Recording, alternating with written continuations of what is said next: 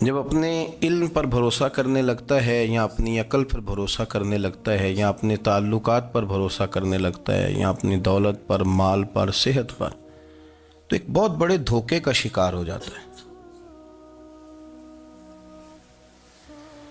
اور انسان جب انسانوں پر بھروسہ کرنے لگتا ہے، انسان جب اپنے علم پر بھروسہ کرنے لگتا ہے یا اپنی عقل پر بھروسہ کرنے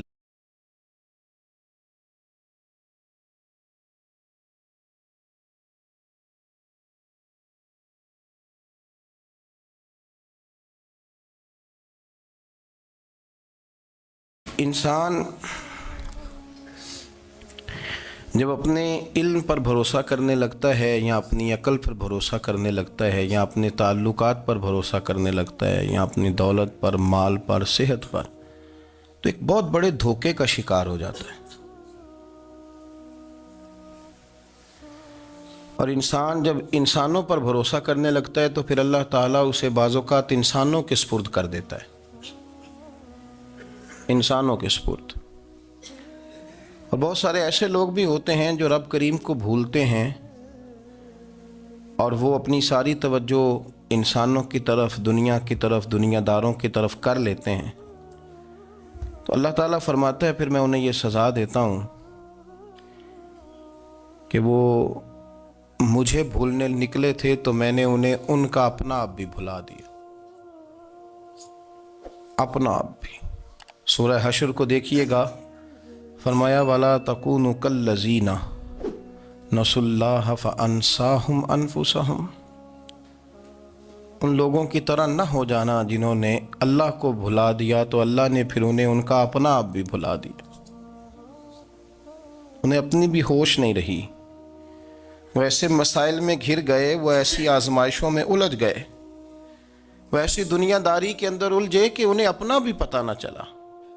اب تو ڈھونڈتا پھرتا ہوں اے اقبال اپنے ہی آپ کو، اب تو ڈھونڈتا پھرتا ہوں اے اقبال اپنے آپ کو، آپ ہی گویا مسافر، آپ ہی منزل ہوں میں۔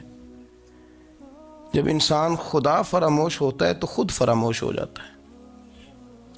ہمارا بڑے زمانے سے تکیہ ہے، کبھی امریکہ پر، کبھی یورپ پر، کبھی برطانیہ پر، کبھی مالداروں پر، کبھی اسلحے والوں پر۔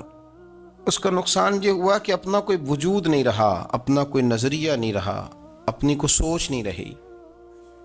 ایسے محسوس ہوتا ہے کہ کوئی منشور نہیں، کوئی دستور نہیں، لگام منہ میں ہے اور اس کا سرا کسی کے ہاتھ میں ہے، وہ جدھر چاہتا ہے ہمیں گھما لیتا ہے۔ اللہ فرماتے ہیں یوں نہ ہو جانا کہ تم رب کو بھلا دو اور پھر تمہیں اپنا آپ بھی بھول جائے۔ اولئک ھم الفاسقون، فرمایا یہ وہ لوگ ہیں جو نافرمان ہیں اللہ کے، یہ نافرمان ہیں۔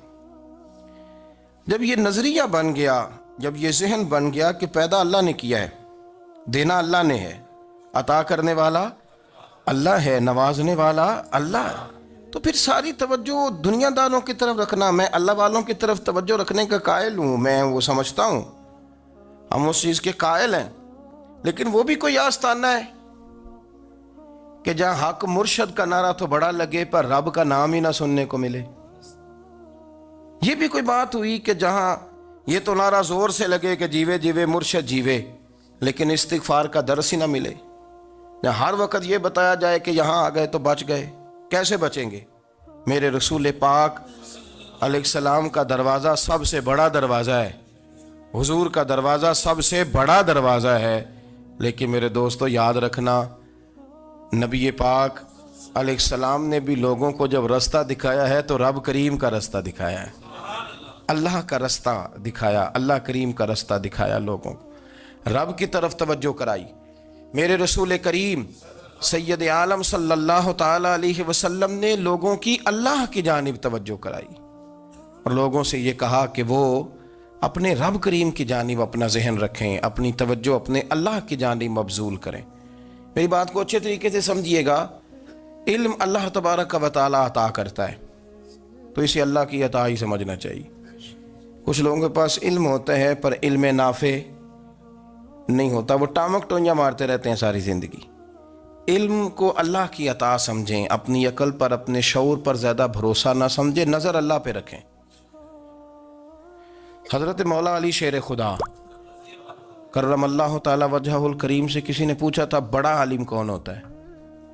ہمارے ہاں تو اب وہ والے عالم پائے جاتے ہیں نا، اللہ ماشاءاللہ، جو ممبر پہ بیٹھتے ہیں تو دعوے ہی دعوے ہیں، ممبر پہ بیٹھتے ہیں تو دعوے ہی دعوے ہیں، اس طرح کے عالم ہمارے ہاں پائے جاتے ہیں۔ وہ ہر بات میں دعویٰ کرتے ہیں، میں یہ کر دوں گا، میں وہ کر دوں گا۔ یہ مزاج علماء کا نہیں۔ حضرت علی المرتضیٰ سے کسی نے پوچھا بڑا عالم کون ہوتا ہے؟ فرمایا بڑا عالم وہ ہوتا ہے کہ جسے مسئلے کا پتہ نہ ہو تو وہ کہہ دے مجھے نہیں پتا، میں پتہ کر کے بتاؤں گا، غلط بات بیان نہ کرے۔ امام مالک سے کسی نے کوئی مسئلہ پوچھا تو آپ فرمانے لگے مجھے اس سوال کا جواب نہیں آتا، ہمارے بزرگ سمجھاتے کیا ہیں؟